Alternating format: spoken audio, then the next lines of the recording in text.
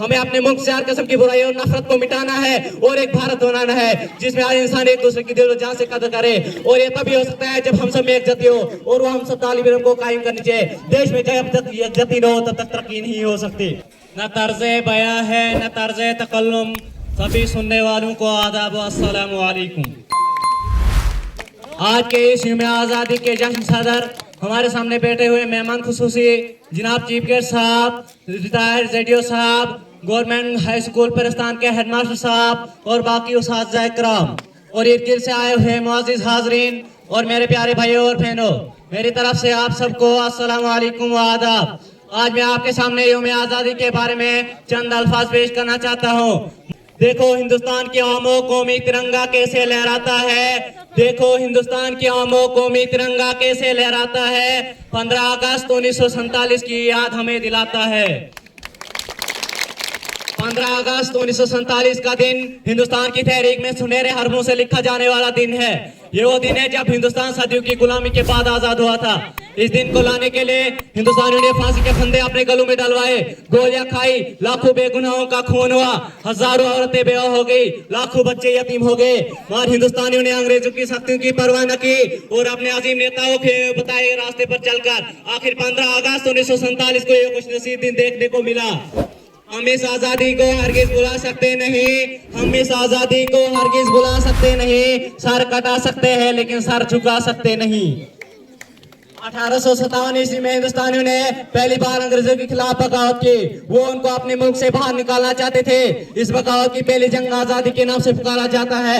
इस लड़ाई की बहुत सी वजूहात थी, जैसे सियासी वजह, अफतादी वजह, समाजी वजह, मजहबी वजह, फौरी वजह और फौजी वजूहात। बड़े बड़े मराकिज, बड़े बड़े रहनुमा, जैसे फौरी वजूहात में फौजी को इस्तेमाल करने के लिए नए कारतूस दिए गए जिनके बारे में अफवाह उड़ी के कारतूस पर गाय और शोर की चर्बी लगी हुई थी। इसलिए पार कबूल के कुछ फौजियों ने इसे इस्तेमाल करने से इनकार कर दिया। मंगल पांडे नाम के एक फौजी को इतना गुस्सा आया कि उसने अंग्रेज अफसरों का कत्ल कर दिया। इस जुर्म के बदले में उसे फांसी दे दी गई। 1857 ईस्वी में हिंदुस्तान का पहला शहीद मंगल पांडे हुआ। दूसरे हिंदुस्तानी फौजी इस वाक़े से भड़क उठे और उन्होंने भी अंग्रेजों के खिलाफ बगावत शुरू कर दी। वतन पर मंगल पांडे ही अपनी जान देते हैं, प्राय दर्द को अपने सीने में थाम लेते हैं। वतन पर मंगल पांडे ही अपनी जान देते हैं, प्राय दर्द को अपने सीने में थाम लेते हैं। बड़े बेहतर, बड़े ऊंचे वो लोग होते हैं जो वतन के वास्ते बलिदान देते हैं। इस बगावत के बड़े बड़े मराकज़ दिल्ली, लखनऊ, झांसी, कानपुर वगैरह थे। 1857 से लेकर 1947 तक हिंदुस्तानी अवाम के साथ जानवरों जैसा सलूक किया जाता था।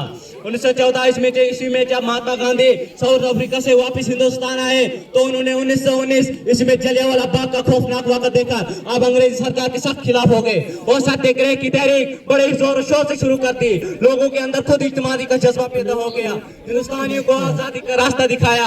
हिंदुस्तानी अवाम अंग्रेजी सरकार से बहुत डरती थी, लेकिन गांधी जी ने हथियार के बिना दुनिया की सबसे बड़ी सल्तनत के साथ जंग लड़ी और आखिरकार 15 अगस्त 1947 में हिंदुस्तानियों को गुलामी की जंजीरों से आजाद कर दिया। हमें अपने मुल्क से हर किस्म की बुराई और नफरत को मिटाना है और एक भारत बनाना है जिसमें हर इंसान एक दूसरे की दिल और जान से कदर करे। और ये तभी हो सकता है जब हम सब में एकजुट हो और वो हम सब तालिब इल्म को कायम करनी चाहिए। देश में जब तक एकजुट न हो तब तक तरक्की नहीं हो सकती। कोशिश तमाम कर लो फिर भी मिटा न पाओगे मेरे हिंदुस्तान वतन का नाम। कोशिशें तमाम कर लो फिर भी मिटा न पाओगे मेरे हिंदुस्तान वतन का नाम। काट दो गला मेरा, काट दो गला मेरा, जबान बंद कर दो मेरी, फिर भी मेरे खून का लहू का कतरा कतरा बोलेगा हिंदुस्तान जिंदाबाद। और आखिर में एक शेर झंडे के रिलेटेड कहना चाहता हूँ।